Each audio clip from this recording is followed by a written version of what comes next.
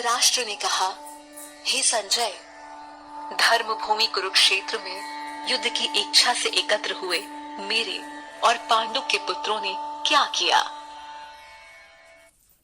संजय ने कहा, पांडव सेना की व्यूह रचना को देखकर राजा दुर्योधन ने आचार्य द्रोण के पास जाकर ये वचन कहे, हे आचार्य, आपके बुद्धिमान शिष्य द्रुपद पुत्र धृष्टद्युम्न द्वारा व्यूह रचना में खड़ी की हुई पांडवों की इस विशाल सेना को देखिए। इस सेना में महान धनुर्धारी तथा युद्ध में भीम और अर्जुन के समान शूर योद्धा हैं, जैसे युयुधान, विराट तथा महारथी राजा द्रुपद, धृष्टकेतु और चेकितान तथा पराक्रमी काशीराज भी हैं। पुरुजित और कुंती भोज ये दोनों भाई तथा मनुष्यों में श्रेष्ठ शैव्य भी है। पराक्रमी युधामन्यु, बलवान उत्तमौजा, सुभद्रा पुत्र अभिमन्यु और द्रौपदी के पुत्र ये सब महारथी हैं। हे द्विजोत्तम, अब हमारे पक्ष में जो विशिष्ट योद्धागण हैं, उनको भी जान लीजिए। आपकी जानकारी के लिए अपनी सेना के नायकों के नाम मैं आपको बताता हूँ।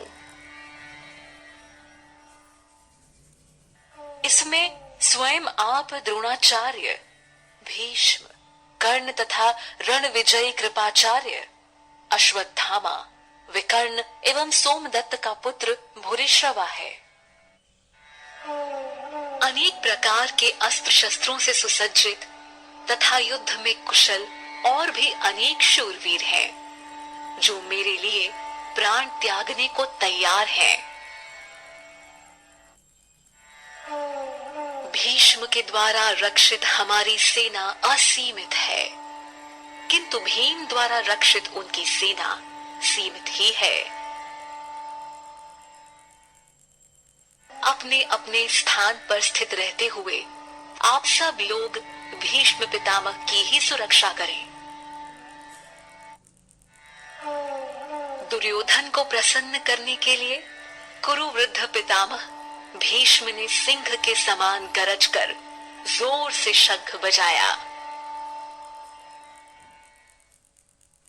तत्पश्चात शंख, नगाड़े, ढोल, मृदंग व नरसिंघे आदि एक साथ बज उठे और बड़ा भयंकर शब्द हुआ। उसके बाद सफेद घोड़ों से युक्त महान रथों पर बैठे हुए भगवान श्री कृष्ण और पांडुपुत्र अर्जुन ने दिव्य शंखों को बड़े जोर से बजाया। अंतर्यामी भगवान श्री कृष्ण ने 5 जन्य नामक शंख बजाया। अर्जुन ने देवदत्त नामक शंख और भयानक कर्म करने वाले वृकोदर भीम ने पौंड्र नामक महाशंख बजाया। कुंती पुत्र राजा युधिष्ठिर ने अनंत विजय नामक शंख बजाया। नकुल व सहदेव ने क्रमशः सुघोष और मणिपुष्पक नामक शंख बजाए। महाधनुर्धर काशीराज, महारथी शिखंडी, धृष्टद्युम्न, राजा विराट और अज्ञेय सात्विक। हे राजन, राजा द्रुपद, द्रौपदी के पुत्र और सुभद्रा पुत्र महाबाहु अभिमन्यु, सभी ने अलग अलग अपने अपने शंख बजाए। शंखों के उस भयंकर शब्द ने आकाश और पृथ्वी को भी गुंजाते हुए धृतराष्ट्र पुत्रों के हृदय विदीर्ण कर दिए।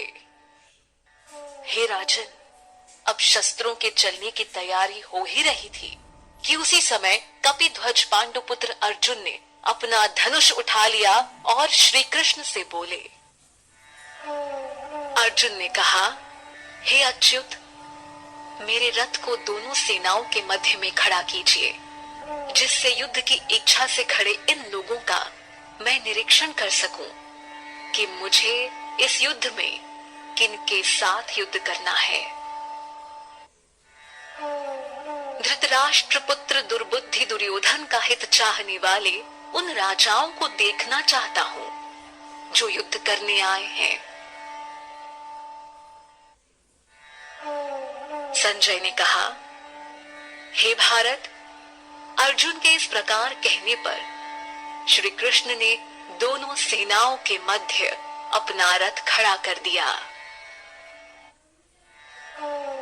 भीष्म, द्रोण तथा पृथ्वी के सभी राजाओं को सामने खड़े देखकर श्री कृष्ण ने कहा, हे पार्थ, यहाँ एकत्र हुए कौरवों को देखो। अर्जुन ने वहां उपस्थित दोनों सेनाओं में खड़े पिता के भाइयों, पितामहों, आचार्यों, मामों, भाइयों, पुत्रों, पौत्रों, मित्रों को देखा। दोनों सेनाओं में श्वसुर और शुभ चिंतकों को भी देखा।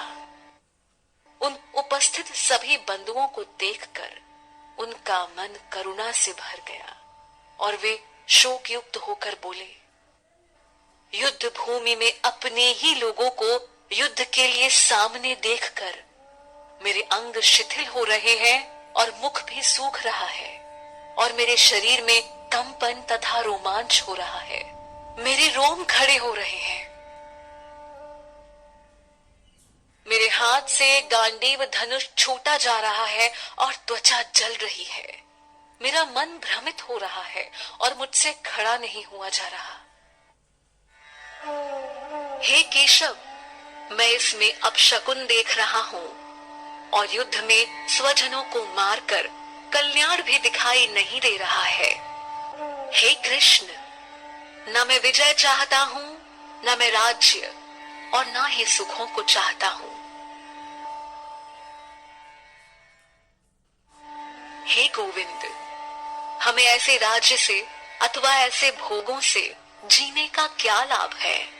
हम जिनके लिए राज्य भोग और सुख आदि की इच्छा रखते हैं, वे ही लोग धन और जीवन की आशा को त्याग कर युद्ध के लिए खड़े हैं।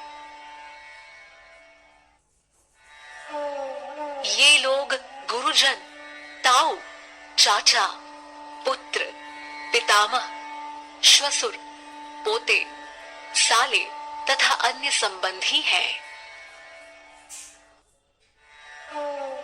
हे मधुसूदन, मुझे इनको मारने पर पृथ्वी तो क्या तीनों लोकों का राज्य भी मिले तो भी मैं इनको मारना नहीं चाहता। हे जनार्दन, धृतराष्ट्र के पुत्रों को मारकर हमें क्या प्रसन्नता होगी। इन आतताइयों को मारकर हमें तो पाप ही लगेगा।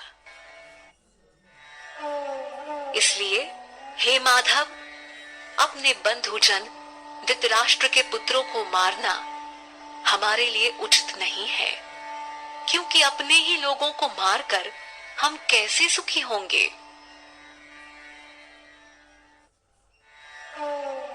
यद्यपि ये लोग लोभ के वशीभूत होकर अपने कुल के नाश होने और मित्र से शत्रुता होने में पाप नहीं देख रहे हैं। हे जनार्दन, हम लोगों को अपने वंश के नाश होने के दोषों से बचने के लिए क्यों नहीं सोचना चाहिए। कुल के नष्ट होने से सनातन धर्म नष्ट हो जाते हैं। धर्म नष्ट होते ही सारे कुल को पाप दबा लेता है। हे कृष्ण, पाप के अधिक बढ़ जाने से कुल की स्त्रियां दूषित हो जाती हैं, और हे वार्ष्णेय, स्त्रियों के दूषित होने पर वर्ण संकर उत्पन्न होता है।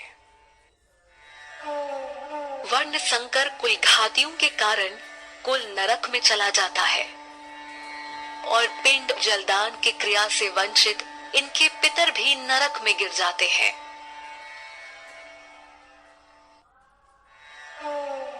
इन वर्ण संकर और कुल घातियों के पैदा होने से सदा से चलते आए कुल धर्म और जाति धर्म नष्ट हो जाते हैं। हे जनार्दन, हमने सुना है कि जिनके कुल का धर्म नष्ट हो जाता है उनका अनिश्चित काल तक नरक में वास होता है। अहो, बड़े शोक की बात है कि हम राज्य और सुख के लालच में बड़ा भारी पाप करने का निश्चय कर बैठे हैं और अपने ही कुटुंब का नाश करने के लिए तैयार हो गए हैं। यदि धृतराष्ट्र के पुत्र मुझ शस्त्र रहित और सामना न करने वाले को युद्ध में मार भी दे तो यह मेरे लिए हितकारी होगा। संजय बोले। ऐसा कहकर शोक से बेचैन होकर अर्जुन अपने धनुष बाण को त्याग कर युद्ध भूमि में रथ के मध्य भाग में बैठ गए।